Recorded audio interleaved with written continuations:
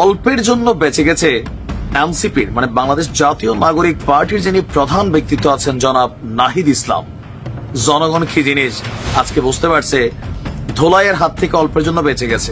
ওই দিন বেশি দূরে না নাহিদ ইসলাম, আপনাদের করুণ পরিণতি হবে। আঙ্কেল গেটটা একটু খুলেন না, আঙ্কেল গেটটা একটু খুলেন না, তখন গেটটা কেউ খুলে নাই।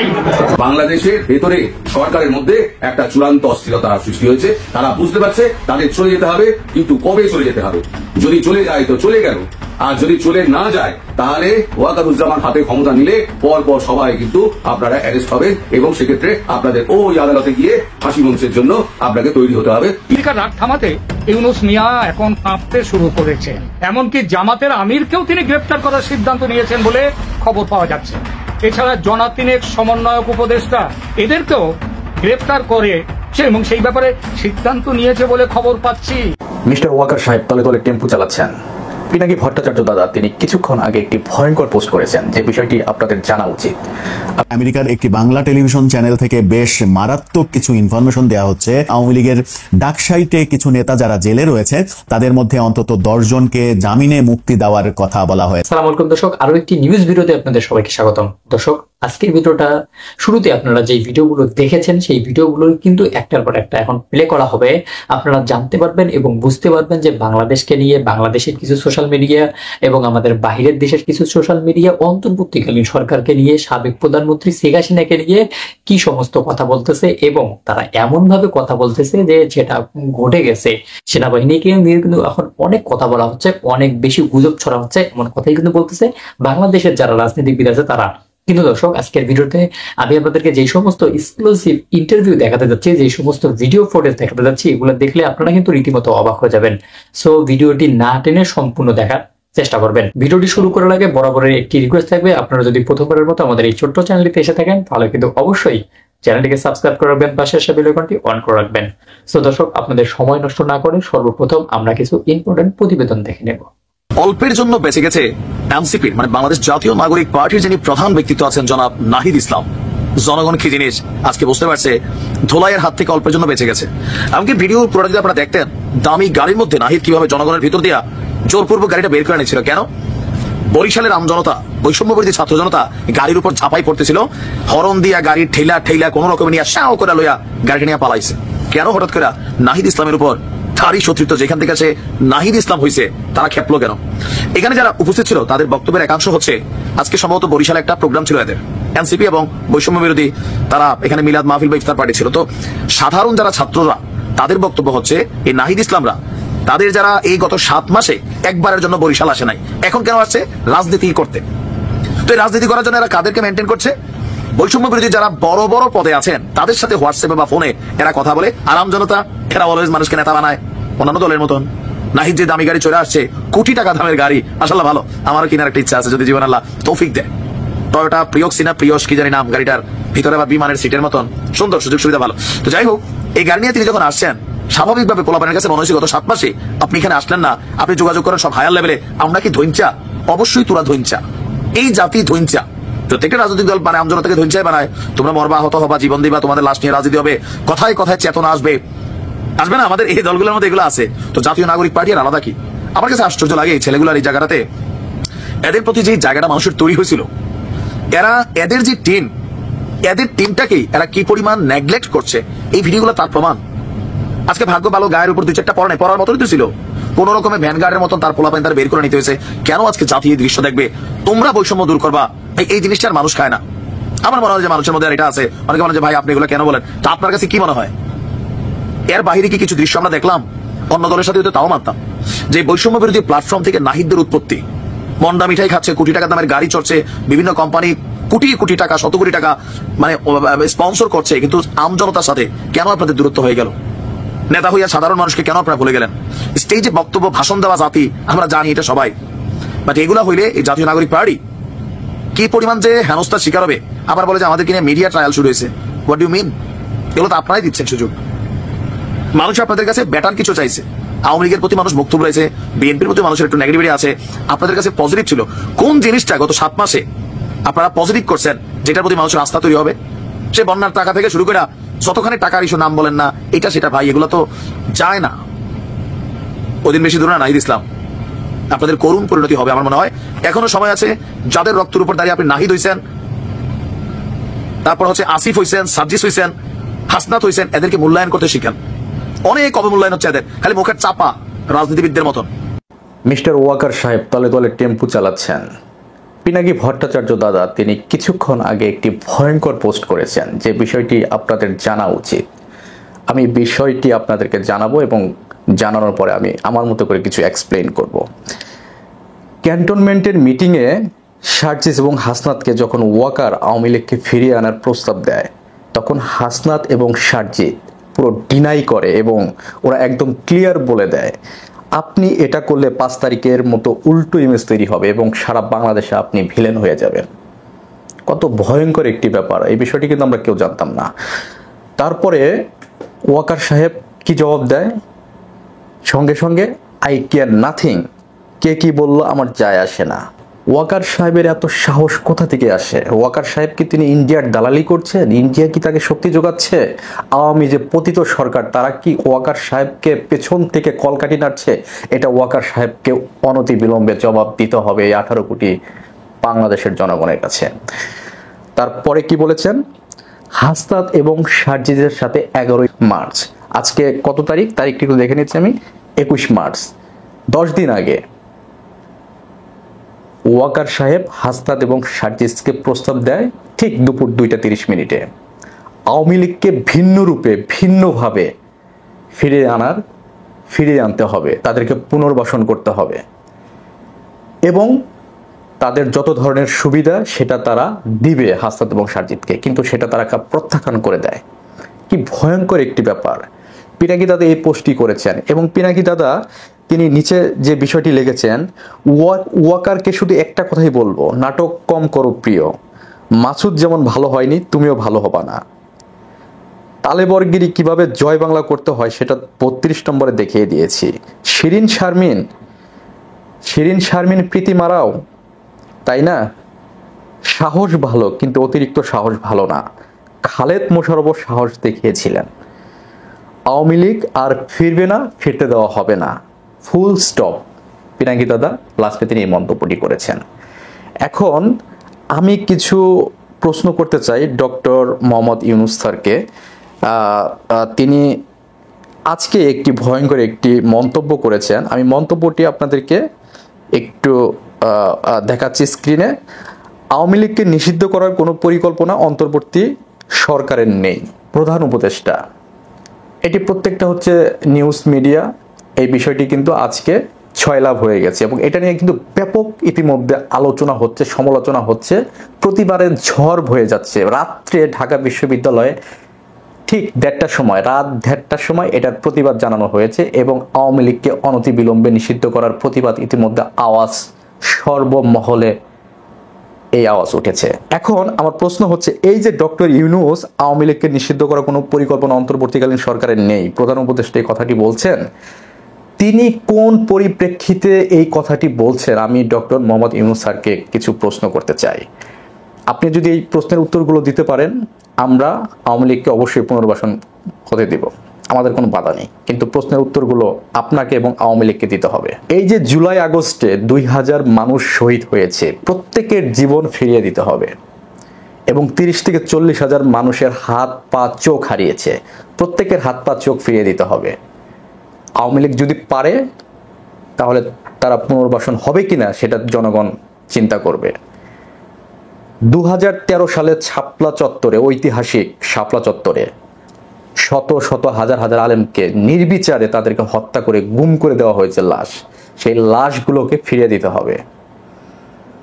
আপনারা জানেন যে বিডিআর হত্যাকাণ্ডের নামে বাংলাদেশে যে ভয়ঙ্কর একটি হত্যাকাণ্ড ঘটিয়েছিলেন আওয়ামী লীগ সরকারে আসার সাথে সাথে এবং তাদের ক্ষমতাকে দীর্ঘায়িত করার জন্য, এবং ভারতীয় প্রেসক্রিপশনে এই ভারতীয় দাসী শেখ হাসিনা তিনি যেভাবে আমাদের দেশপ্রেমিক 57 জন অফিসারকে, সেনা অফিসারকে নির্বিচারে নির্মমভাবে তাদেরকে মেরে ফেলে এবং সেটা নিয়ে প্রহসন পর্যন্ত করে, সেই 57 জন সেনা অফিসারের লাশ ফিরিয়ে দিতে হবে। আওয়ামী লীগ এটা পারবে কিনা সেটার উত্তর দিতে হবে।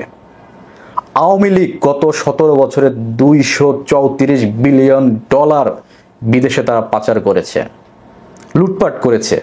এই অর্থ বাংলাদেশে ফেরত দিতে হবে এবং আওয়ামী লীগকে দেশবাসীর কাছে ক্ষমা চাইতে হবে।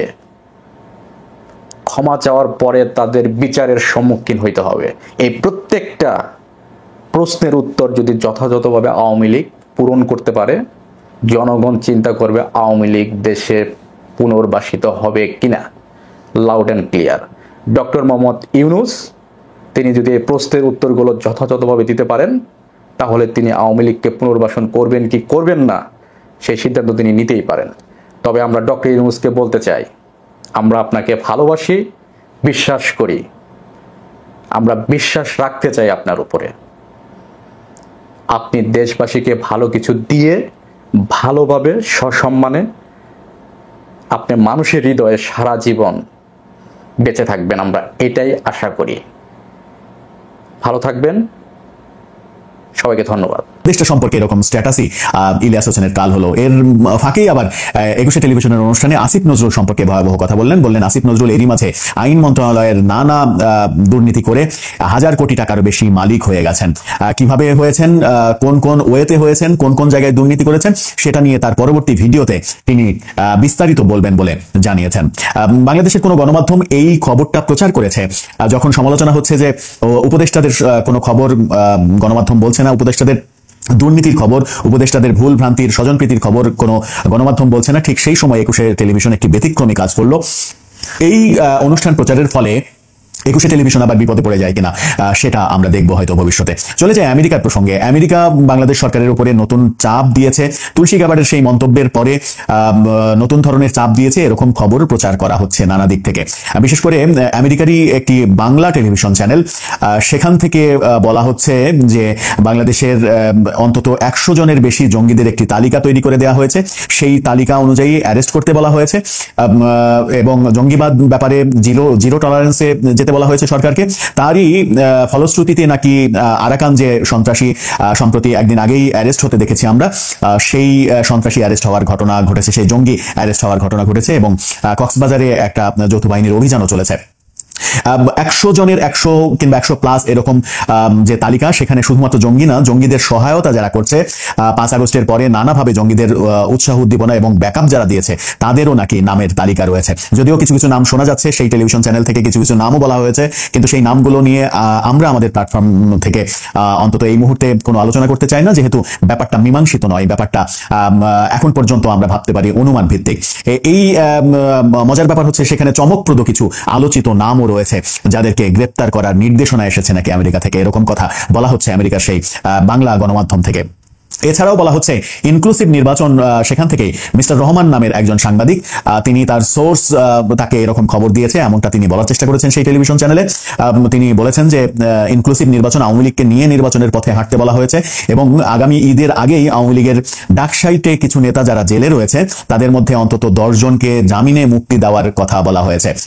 এই ব্যাপারটা কতটা সত্য কতটা মিথ্যা সেটা সময়ই বলে দেবে। ঈদ পর্যন্ত অপেক্ষা করলেই আমরা বুঝতে পারবো যে মিস্টার রহমানের এই আলোচনাটা আদতে সত্য কিনা এবং আমেরিকার সেই বাংলা টেলিভিশন চ্যানেলটা সত্য উদ্ঘাটন করতে পারলো কিনা, নাকি তারা বিভিন্ন দিকে যেরকম গুজব চলছে সেই গুজবের চলমান গুজবের মধ্যে তারা প্রোপাগান্ডায় লিপ্ত হলো, সেটা সময়ই বলে দেবে।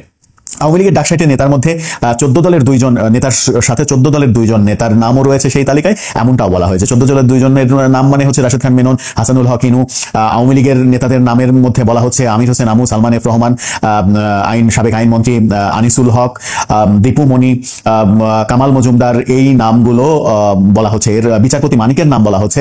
এরকম 10 জনকে জামিন দেওয়া হতে পারে ঈদের আগে, এমন খবর তারা দেওয়ার চেষ্টা করছে। এটা কতটুকু সত্য, এটা আদৌ সম্ভব কিনা, এর মাঝে সত্যের বিন্দুমাত্র আছে কিনা, সেই ব্যাপারে আমার ব্যক্তিগতভাবে যথেষ্ট সন্দেহ রয়েছে। কিন্তু এই আলোচনাগুলো হচ্ছে, চতুর্দিকে চলছে এবং মিস্টার রহমান যে কথা বলার চেষ্টা করেছেন সেই আলোচনাটাকে ভাইরাল হওয়ার দিকে চলে গেছে এবং আমেরিকান টেলিভিশনে তিনি সরাসরি অনুষ্ঠানে ঠিক একই কথা বলেছেন, নিজের ইউটিউব চ্যানেল ফেসবুকে বলার পাশাপাশি সেই টেলিভিশন চ্যানেলে একই কথা বলেছেন। প্রধান স্পষ্টভাবে এবার গতকাল গিয়ে ইউনূস সাহেবকে বলে দিলেন আমেরিকার রেগে যাওয়ার কথা, বললেন কি কর্ম করেছেন তার যে উপদেষ্টা, তার যে প্রধান সচিব বা প্রেস সচিব এবং সচিবের পাঠানো লোকরা সচিবের অ্যাপয়েন্টমেন্ট করার লোকেরা ফরাসি দূতাবাসে কি কর্ম করেছে এবং আমেরিকা তার জন্য কি প্রচন্ড রেগে গেছেন সেটা সব বললেন। বলে তারপরে তিনি বললেন আপনি এবার তল্পিতল্পা গুছিয়ে নিন, শেষ হয়ে গেছে আপনার দিন। আর আপনি যদি তল্পিতল্পা গুটিয়ে না নেন তাহলে বাংলাদেশের সমূহ বিপদ, সে বিপদ ভাবা যাবে না। বাংলাদেশকে বাঁচাতে, বাংলাদেশের অখণ্ডতা রক্ষা করতে, বাংলাদেশের স্বাধীনতা ও সার্বভৌমত্ব অটুট রাখতে আপনার চলে যাওয়াটা এখন একান্ত জরুরি। যত তাড়াতাড়ি আপনি যেতে পারেন স্যার ততই মঙ্গল। আপনি স্বেচ্ছায় গেলে আমার কাজ কিছু কমবে, নইলে স্বেচ্ছায় যদি না যান তাহলে যে ব্যবস্থা করতে হবে সেটা কিন্তু আমার কাজ বাড়িয়ে দেবে, আপনার পক্ষেও সেটা ভালো হবে না।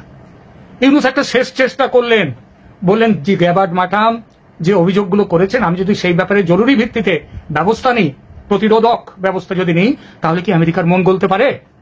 সেনাপ্রধান বললেন কি ব্যবস্থা করবার কথা ভাবছেন আপনি? ইউনূস সাহেব বললেন সমস্ত ইসলামী সন্ত্রাসী, এমনকি হিজবুত, জামাত, আল কায়দা, আইএস, মানে যারা বাজারে যত টেররিস্ট আছে, টেররিস্ট নেতা আছে, আর আমার এই উপদেষ্টা পরিষদেও যেসব টেররিস্ট এবং এই উগ্রপন্থী সন্ত্রাসবাদীরা আছে, আমি সবাইকে জেলে যদি ঢোকাই তাহলে কি আমেরিকার একটু মনটা গলবে?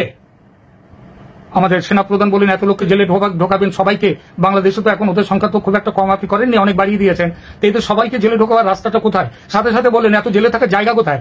তখন সাথে সাথে ইউনূস সাহেব বলেন না সবাইকে না, এদের নেতাদেরকে ধরে পাঠাবো আমি, সব নেতাদের। এমনকি যদি বলেন, বলে যেমন যদি বলেন কি কাদেরকে ঢোকাবেন আপনি, বলে এমনকি যদি বলেন আমরা এই জামাতের যিনি আমির আছেন তাকেও যদি ঢুকিয়ে দিই, আর সেই সাথে সাথে আমার উপদেষ্টা সমন্বয়ক যারা আছে এবং যারা এখন সমন্বয়ক বাজারে খুব হইচই করছে, অত্যন্ত উগ্রপন্থী কথাবার্তা বলছে, খুব বাজে কথা, তাদের সবাইকে যদি ঢুকিয়ে দিই। এবার ওয়াকার সাহেব বলেন মন্দ নয়, কমাস আগে সবাইকে ছেড়েছেন জেল থেকে, আবার এখন সবাইকে জেলে ঢোকাচ্ছেন, মন্দ নয়। মানে একবার জেল থেকে বার করা, জেল থেকে ঢোকানো, এই জন্য অবশ্য আপনাকে মনে রেখে দেবে ইতিহাস। যাকে জায়গা আর কিছু প্ল্যান আছে আপনার? এবার বললেন ইউনূস সাহেব যদি রাজনৈতিক সৌজন্য দেখাবার জন্য এবং আওয়ামী লীগের কর্মীদের উপর অত্যাচার হচ্ছে, নেতাদের উপর অত্যাচার হচ্ছে, এই বদনামটা দূর করবার জন্য যদি আমি আওয়ামী লীগ নেতাদের যাদের জেলে দেখুন ঢোকানো হয়েছে তাদেরকে যদি আমি ছেড়ে দিয়ে দিই, নেতাদের এরকম বেশ কিছু নেতা আছে, আমি একটা মোটামুটি ভাবে 10 জনের একটা লিস্ট করেছি, সেই লিস্ট অনুযায়ী যদি এদেরকে ছেড়ে দিই তাহলে কেমন হয়? তাহলে কি আমেরিকা বলবে না যে দেখো এরা তো ছেড়ে দিচ্ছে, এরা মানে যেটা একটা অবৈধ ব্যাপার, একটা খুব বাজে ব্যাপার হচ্ছিল, এরা তো জিনিসগুলোকে ঠিক করার চেষ্টা করছে। বলতে বলতে উঠে দাঁড়ালেন ওয়াকার সাহেব। ইউনূস তাড়াতাড়ি বলে উঠলেন কোনো আনসার্টিনিটি নেই, ওই যে বললেন না আমি নাকি 103 জনকে ধরবো, এইসব কথাটা না লিস্ট করছি যাতে তাতে সবাইকে ধরবো গ্রেপ্তারের জন্য, আওয়ামী লীগেরও 10 জনকে 8-10 জনকে ছেড়ে দেবো, এরপরে আস্তে আস্তে আরো ছাড়বো, এটাই প্রথম নয়। আর একটা কথা কি ভাবছি জানেন, ভাবছি চীন সফরটা ক্যান্সেল করলে কি একটু রাগ কমবে ভারতের এবং আমেরিকার? মানে ওদের তো একটা বড় রাগ, আমি জানি 26। দর্শক আমাদের এই প্রতিবেদনগুলো দেখে আপনাদের মন্তব্য কি অবশ্যই কিন্তু আপনাদের নিজস্ব একটি মন্তব্য করবেন। আর দর্শক বর্তমান বাংলাদেশের মধ্যে সকল রাজনৈতিক দল কিন্তু চাচ্ছে খুব তাড়াতাড়ি নির্বাচনটা হওয়া দরকার, আর অন্তর্বর্তীকালীন সরকার কিন্তু তাদের পক্ষ থেকে মানে কবে নির্বাচন দিবে না দিবে এই বিষয়টা নিয়ে কিন্তু কোনো কথা বলতেছে না। কিন্তু দর্শক আপনাদের কি মনে হচ্ছে যে অন্তর্বর্তীকালীন সরকার আরো কিছুদিন থাকা দরকার, নাকি অন্তর্বর্তীকালীন সরকারের উচিত খুব তাড়াতাড়ি নির্বাচন দিয়ে পদত্যাগ করার? এই বিষয়টা নিয়ে কিন্তু আপনাদের একটি মতামত থাকতে পারে, অবশ্যই আপনাদের মতামতটি জানিয়ে দেবেন আমাদের ভিডিও কমেন্ট বক্সে। ভিডিওটি ছিল এতটুকুই, আবারও দেখা হবে নতুন কোনো ভিডিওতে নতুন কোনো টপিক নিয়ে। ততদিন পর্যন্ত ভালো থাকুন, সুস্থ থাকুন, আল্লাহ হাফেজ।